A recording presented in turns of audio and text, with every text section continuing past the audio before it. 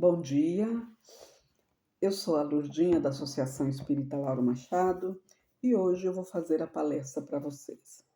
E eu escolhi um tema do livro É Tempo de Ser Feliz, ele é da Federação, e eles têm um trabalho neste livro que ele estuda, as mensagens de Jesus para nos mostrar o que ele quis nos dizer, nos transmitir com os seus ensinamentos, colocando numa linguagem mais atual, mais simples, para que todos possam entender. E eu escolhi a lição de número 30, que vai falar sobre o Pai Nosso. E ela tem uma explicação bastante interessante. E a gente também sabe que no Evangelho segundo o Espiritismo também tem uma explicação dada pelos Espíritos sobre essa oração universal que o próprio Jesus nos ensinou. Mas então hoje a gente vai falar sobre este livro, É Tempo de Ser Feliz. E eu vou ler para vocês, tá? Ler e vou tentar também, junto com a explicação deles, para que a gente possa entender melhor. Então diz assim: Pai Nosso, está no Evangelho de Mateus, no capítulo 6, no versículo de 9 a 13. Então ele explica que foi no Horto das Oliveiras onde habitualmente Jesus se refugiava para um descanso e recolhimento, e onde também a multidão sempre o aguardava para os seus ensinamentos, E que ele ensinou o Pai Nosso. Hoje, nesse lugar, ergue-se uma igreja onde se encontra escrito nas principais línguas do mundo o texto do Pai Nosso. Um dos apóstolos pediu que os ensinasse a orar. Jesus ensinou então a prece do Pai Nosso, que condensa tudo o que devemos pedir a Deus. Aí ele fala assim: Pai nosso que estais no céu, santificado seja o vosso nome, venha a nós o vosso reino, seja feita a vossa vontade, assim na terra como no céu. O pão nosso de cada dia nos dai hoje, perdoai as nossas ofensas, assim como nós perdoamos a quem nos tem ofendido, e não nos deixeis cair em tentação, mas livrai-nos do mal. Assim seja, graças a Deus. E aí ele continua assim: O Pai Nosso é uma prece perfeita para que resume todos os deveres que temos para com Deus, para com o próximo, para conosco. Nesta prece, praticamos atos de fé, de humanidade e de adoração. Ao orarmos o Pai Nosso, é importante que nossos sentimentos acompanhem cada frase e que coloquemos em prática os ensinamentos que ele contém, Então, ele está falando que essa oração a gente pode, orar, orar para Deus pedindo e nela, a gente entende, vai resumir todos os deveres que a gente tem para com Deus, para com o próximo e para conosco mesmo, E, inclusive, eu sempre costumo falar que nessa oração a gente pede, ao Pai Criador para que Ele nos perdoe os nossos pecados e a gente se compromete a perdoar, todos os nossos algozes, que a gente fala que vai perdoar todo aquele que agiu mal para conosco.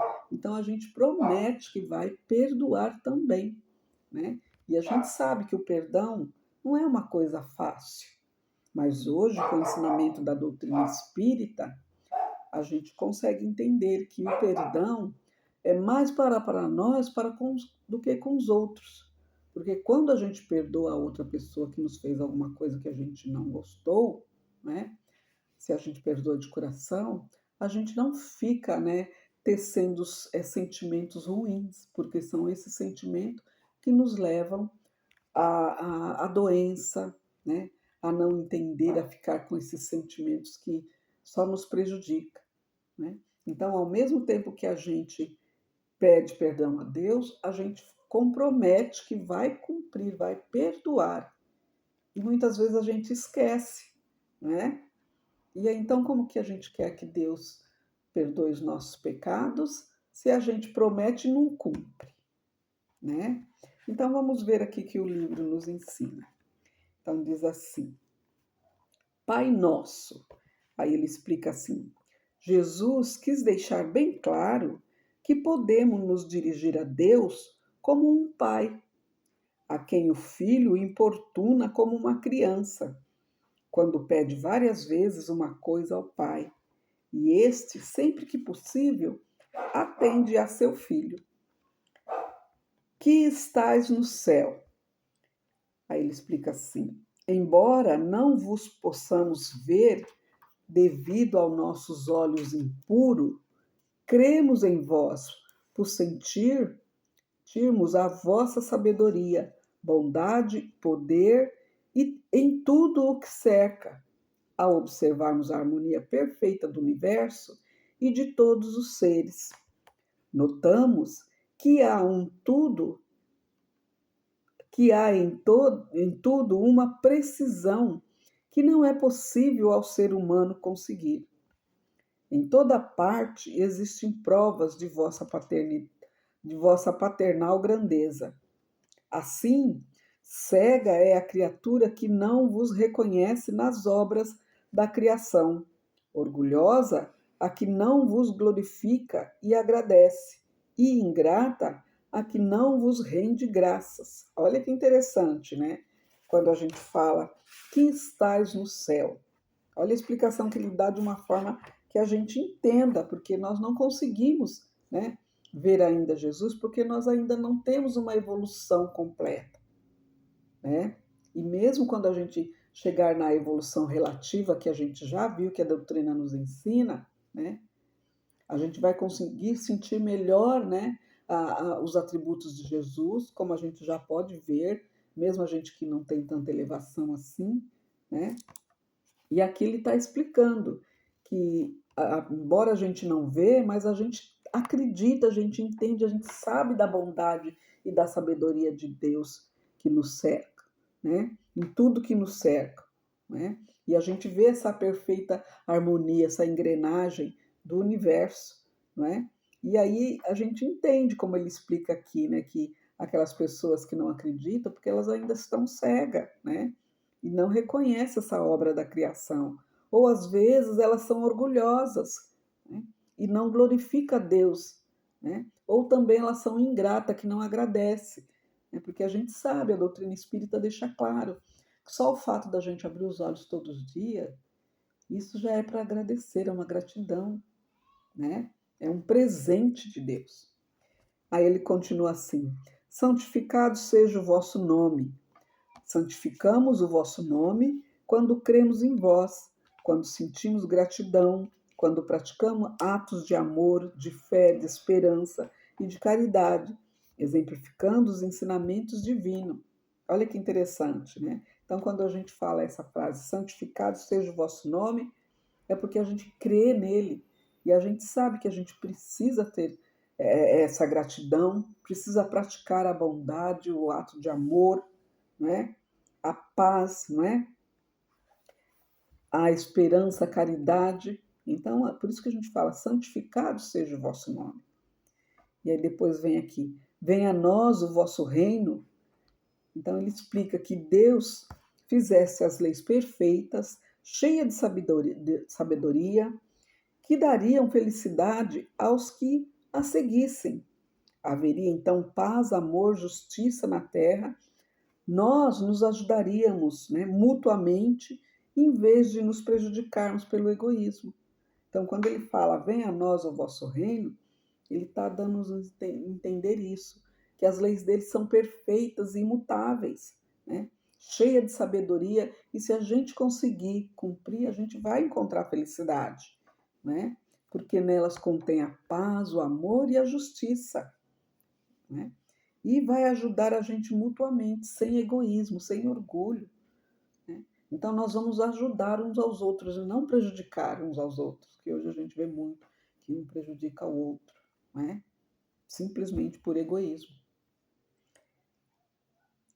E aí ele continua assim: destes Deste-nos a inteligência e a faculdade de escolher entre o bem e o mal, deste-nos ainda a consciência, onde são gravadas as vossas leis, para que fôssemos responsáveis pelos nossos atos. Olha que interessante, né? Então ele falou assim que aqui ele explica para nós que todos nós, a gente já sabe que a doutrina também fala, nascemos simples e ignorantes, mas dentro de nós está a sementinha, né, da inteligência, do raciocínio, né, para que a gente possa ter essa faculdade de escolher, né, entre o bem e o mal. Deus, foi isso, por isso que ele nos deu o livre-arbítrio, para a gente escolher entre o bem e o mal, não é?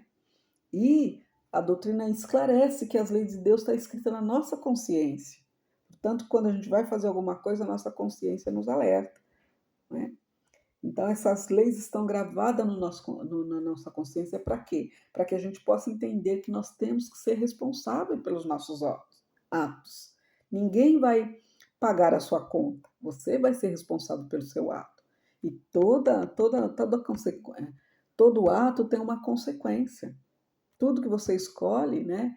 Tudo que você faz tem é a causa e a consequência, né? E aí ele continua assim: ajudai-nos a desenvolver nossa inteligência somente no sentido do bem, da mansidão e da bondade, porque só assim compreendemos que o vosso reino está dentro de nós. Então, olha que explicação que ele está dando, né?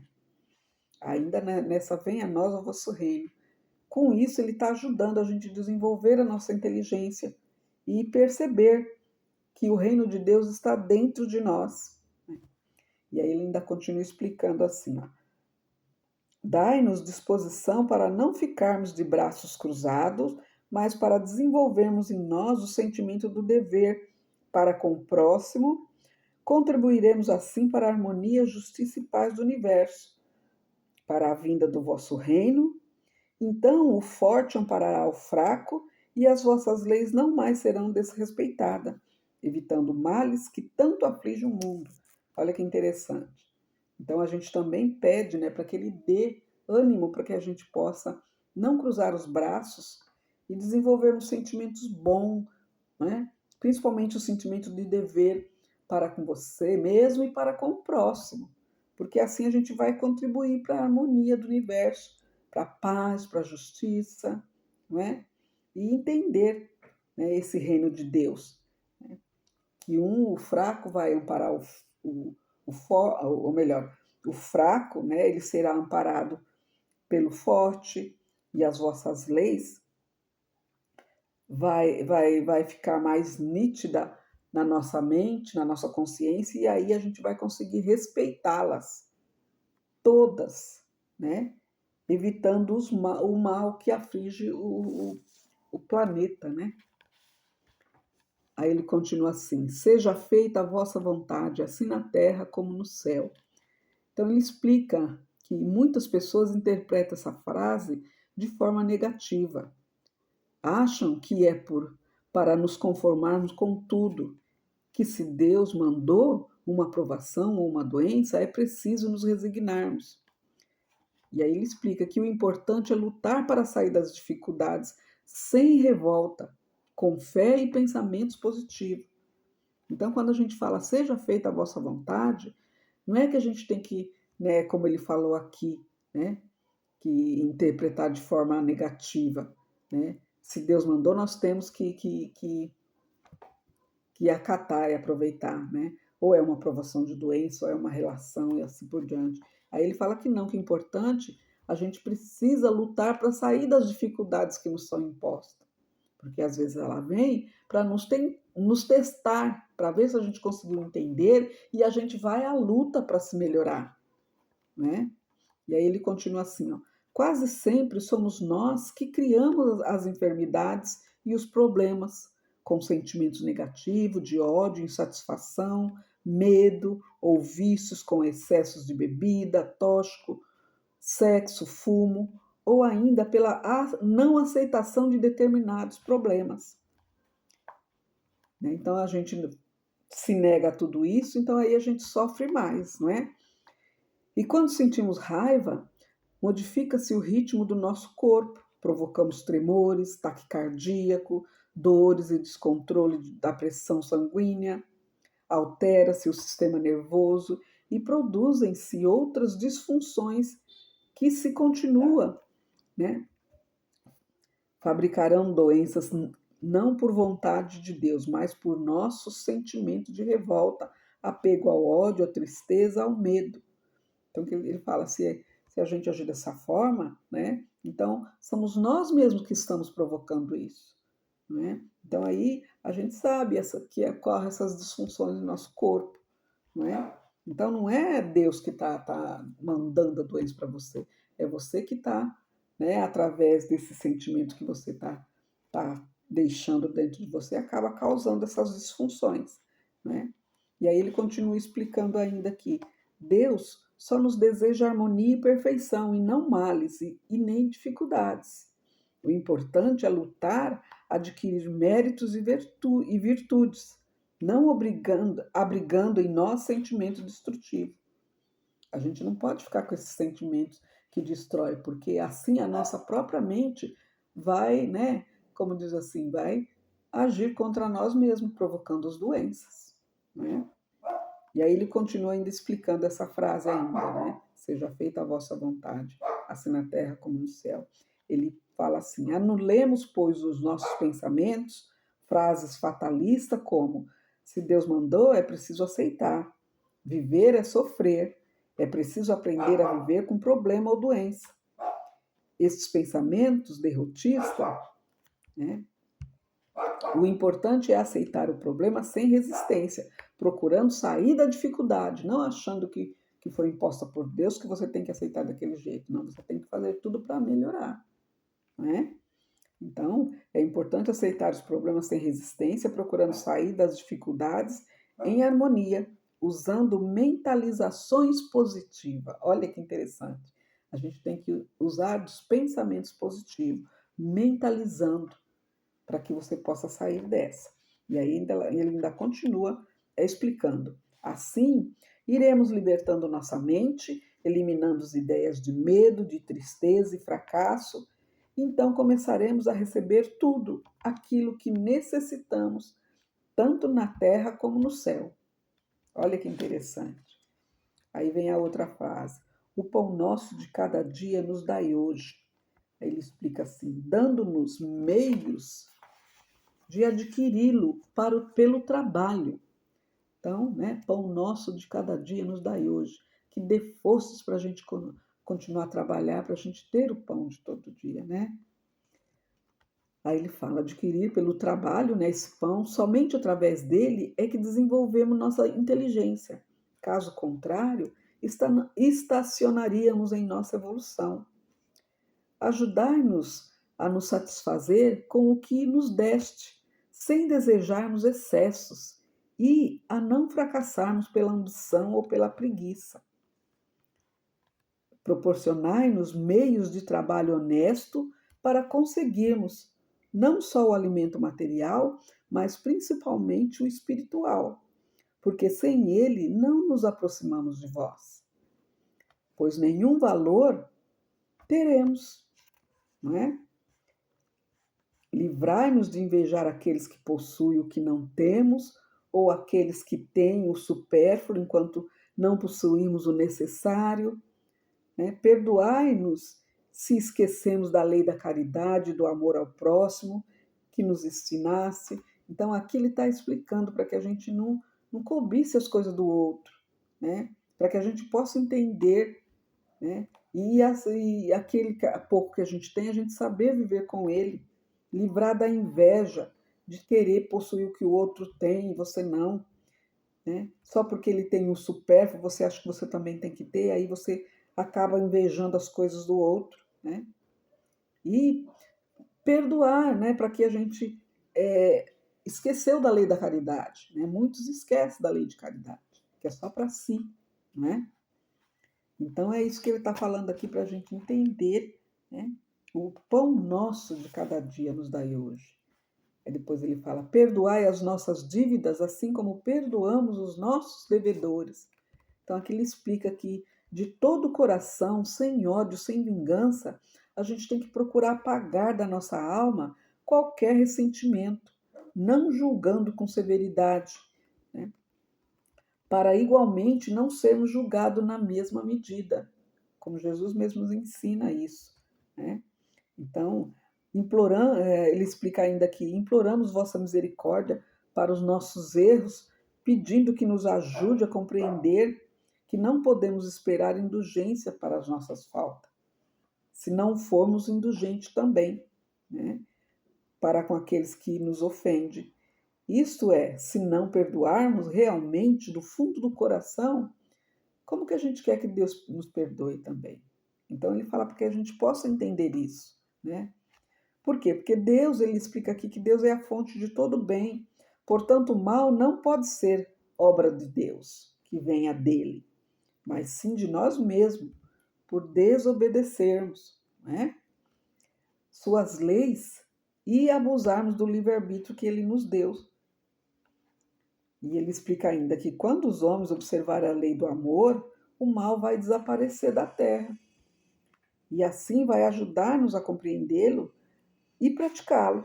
Olha que interessante quando ele fala, a gente pede, né, para que Deus perdoe as nossas dívidas, porque nós também vamos perdoar os nossos devedores. Então é isso que ele quis dizer, para que, sem ódio, sem vingança, né, procurar apagar esses ressentimentos e não ficar julgando os outros com severidade, porque assim nós também vamos ser julgados. Né? E como a gente está implorando perdão de Deus, a gente também tem que perdoar aqueles que nos ofendem, né? A gente tem que perdoar realmente, de coração, né? Porque Deus, ele é a fonte do bem. A maldade não parte de Deus, e sim de nós mesmos, quando a gente desobedece às leis de Deus, não é? E quando todo mundo observar essa lei do amor, aí o mal vai desaparecer da face da terra, porque a doutrina mesmo fala que o mal é um bem mal interpretado, não é? E aí vem a última a penúltima frase. Não deixeis cair em tentações. Então ele explica que do dia a dia, ajudai-nos a dominar o nosso próprio personalismo, o nosso orgulho, o nosso amor próprio ferido, a maledicência e tantas outras imperfeições que ainda nós temos em nós, que ainda reside aqui dentro de nós e que nos desvia do caminho do bem. Então, quando a gente fala essa frase, não nos deixeis cair em tentação, é para que a gente possa entender e no nosso dia a dia a gente dominar esse personalismo do orgulho, né, da maledicência, do amor próprio ferido, né, para que a gente possa entender que as imperfeições ela residem em nós, dentro de nós. Né? Então a gente tem que pedir ajuda para que Deus, para que a gente consiga ver isso e a gente consiga desviar isso daí e seguir o caminho reto do bem. E aí a última frase que fala assim: livrai-nos de todo mal.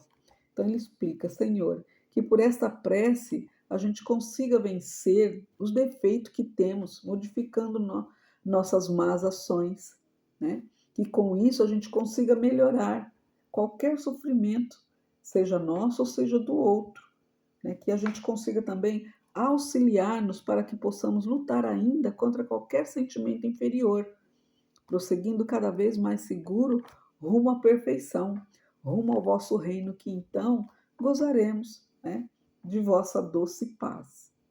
Que assim seja, né?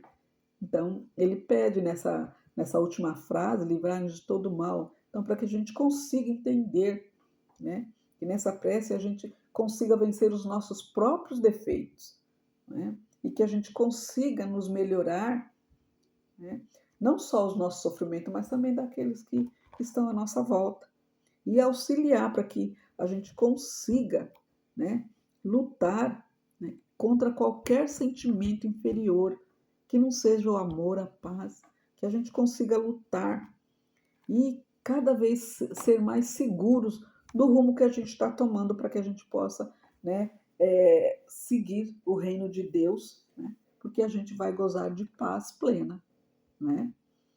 Então é isso que está falando esse livro. E assim então a gente encerra o a nossa palestra de hoje. Eu agradeço a todos que me ouviram e que vocês possam ter mais uma explicação interessante, né, sobre a oração dominical, que é a oração do Pai Nosso, né, que também é muito interessante. Então, vamos, a cada vez que a gente for fazer essa vibração, que a gente possa refletir em cada frase, para que a gente possa nos tornar cada vez melhor. Então, que assim seja, Senhor. Graças a Deus.